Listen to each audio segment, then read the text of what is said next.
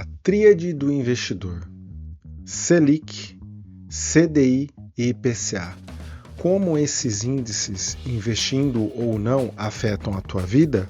Vamos descobrir após a nossa vinheta.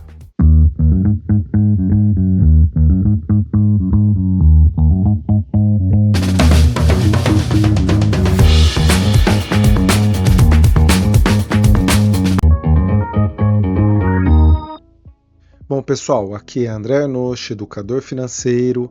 Sejam muito bem-vindos ao canal ABC do Seu Bolso. Eu trouxe aqui um compilado de 3 índices que são importantes vocês entenderem a questão do princípio deles e como lidar no seu dia a dia, né, no impacto da sua vida cotidiana, sendo investidor amador ou não, ok?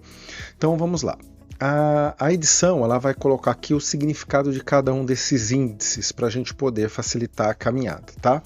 Mas o primeiro índice que eu queria discutir aqui é o IPCA, tá?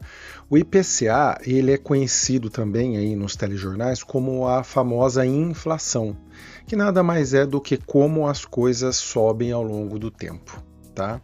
Isso aí é aquele tipo de coisa que quando você vai no supermercado, tá com o valor daquele produto que você está acostumado a comprar custa X, depois de um tempo relativamente curto, tá X mais alguma coisa. Como isso afeta a tua vida no cotidiano, você já sabe, você já sente as coisas subindo, mas nos investimentos ela tem uma implicação que exige uma certa reflexão. Então eu trouxe aqui como exemplo, tá, a seguinte coisa. Imagina que no ano anterior você gastou 100 mil e no ano seguinte você gastou 110 mil.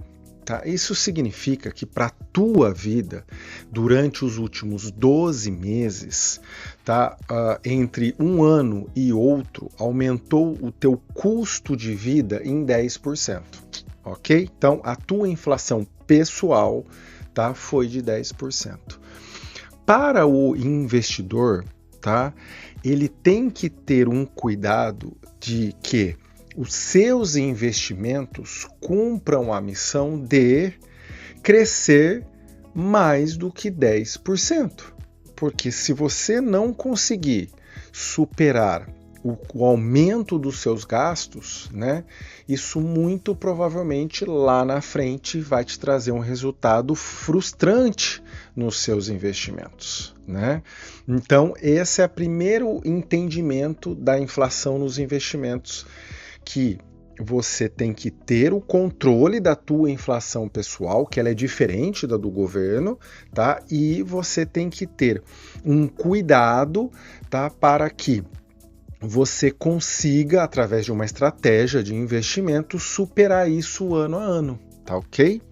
Bom, o segundo índice aqui da nossa tríade do investidor, ele é a Selic, tá? A Selic, que também a edição vai colocar aí o significado, eu chamo ela de taxa da regra do jogo, tá? O que seria isso? O ministro da Economia da vez, junto com vários economistas concursados, a cada 45 dias mais ou menos, se reúne numa reunião chamada Cupom, e nessa reunião eles analisam o estado do país e falam, olha, a taxa mais recomendada para esse momento da economia é X, tá? Essa taxa, ela dita toda a regra de mercado, e é importante você ter noção disso, tá? Aqui, para nós investidores amadores que fazemos o buy and hold, tá? Para você poder entender aí, você pode aqui, ó, ver esse vídeo aqui. O fato da Selic estar subindo ou estar descendo não é uma coisa tão fundamental para nós, tá? Entretanto, a implicação prática de você saber qual é a taxa do momento é importante. Para você saber qual é a taxa do momento, basta você entrar no Google aí, taxa Selic dos últimos 12 meses, ele vai te dar, como a edição vai mostrar aí para você, é muito fácil localizar essa taxa. Bom, qual que é a implicação prática? Por que você deveria saber isso? Então, vamos lá. Então, imagina que você vai estar naquela velha decisão, puxa vida, eu tenho o meu dinheirinho aqui que eu guardei do 13º. E por que você guardou? Porque você viu esse vídeo aqui, ó, e consegui comprar um carro e eu quero saber se vale a pena ou não pagar à vista o IPVA. E a taxa Selic, ela pode ser utilizada nesses momentos. Supondo que você lá deu um Google e descobriu que a taxa Selic estava 12% ao ano, para facilitar as contas, e ela estava nesse valor até pouco tempo atrás. E aí, 12% ao ano, nós estamos falando de 1% ao mês, né? E aí você se depara com o boleto do IPVA. No ato do pagamento, o desconto é 4%. Bom, se você investisse o dinheiro por um mês na Selic, nesse cenário eu não estou considerando aqui o imposto de renda para não complicar a ideia que eu quero passar, mas se você tem de ganho 1% na Selic e você tem um desconto de 4% no seu IPVA, puxa vida, é um bom negócio, além de você ficar livre da dívida. Tá? Um outro cenário oposto para a gente poder ver, vamos supor, você tem uma dívida que ela vai vencer daqui a um ano e a Selic continua dando 1% ao mês. Aí você fala, não, eu vou pagar à vista aqui. E aí você liga para o dono da dívida e ele fala, não, eu aceito o pagamento à vista, só que eu vou dar desconto de 5% de desconto. Quando você compara esse dinheiro rendendo em um ano e você compara o desconto à vista, em um primeiro momento é mais vantajoso deixar investido na Selic. Até matematicamente faz até algum sentido. Entretanto, se você já tem a reserva de emergência, nesses casos, e eu também explico aqui nesse vídeo como montar a sua, você deve pagar mesmo que o desconto não seja vantajoso ou mesmo que não tenha desconto. Por quê? Porque dentro do processo do planejamento financeiro, quando você vai se livrando de dívidas, você atende um requisito extremamente importante que virá muito aqui no Brasil atual, que é atender à resiliência financeira, que é aqui, eu explico também com detalhes o porquê que você tem que atingir isso, tá? Então é bem interessante. Então, em todas as maneiras, tá? Normalmente, com raríssimas exceções, sempre compensa pagar as suas dívidas. Bom, aí você tem aqui esse entendimento da Selic. E o último exemplo, e talvez até o mais importante do vídeo, que gera mais dúvidas, eu percebo nos meus alunos, que é o CDI. O CDI, para a gente poder entender, ele é a Selic, num valor muito aproximado, tá? Então, eu vou colocar aqui um exemplo, para a gente ficar mais claro. Imagine que você está aqui com uma Selic, né, de 10% ao ano, que está muito próximo no momento atual que é feito esse vídeo. Bom, beleza. E aí você vai no seu banco e o seu gerente fala assim, olha, eu tenho um produto aqui, tá, que ele oferece 100% do CDI. Tá?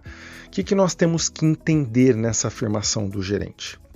O CDI e a Selic é a mesma taxa numérica com uma pequena diferença matemática, tá? E essa diferença matemática, para nós investidores amadores, não é significativa para o nosso dia a dia de investidor. Então nós podemos sim acatar que se você tem uma Selic que paga 10% ao ano, ou seja, se você colocou R$100, você vai ter lá no final do ano 110. Lembrando que eu não estou considerando aqui o imposto de renda para facilitar o entendimento da lógica. Se você comprar um produto de 100% do CDI, tá? Significa que no final de um ano você também vai ter os 10%. E aí você começa a pesquisar produtos no mercado e você encontra, por exemplo, um CDB, né, que está pagando 150% do CDI. Tá? Qual que é o entendimento? Como é que a gente calcula? Isso é bom ou é ruim? Aí você faz essa lógica. Bom, se a Selic nesse momento que eu estou analisando está 10% ao ano, tá? E o produto está me oferecendo 150% ao ano, ele está me pagando a Selic, que seria os 10% ao ano, mais 50%, ou seja, mais 5% num total de 15%, lembrando que é bruto, sem o imposto de renda.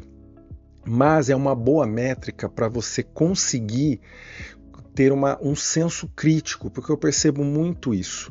Às vezes, quando eu vou atender algum aluno e ele tem um investimento de curto prazo, e os CDBs que são oferecidos, muitas das vezes pedem da poupança, porque pagam 10% do CDI, pagam 20% do CDI, em troca de ter uma liquidez diária que a própria poupança tem. Então a gente começa a ter o senso crítico para fazer julgamento se aquilo que nós estamos colocando, tem algum sentido de ser aquele produto. Então isso aqui é muito importante que vocês entendam.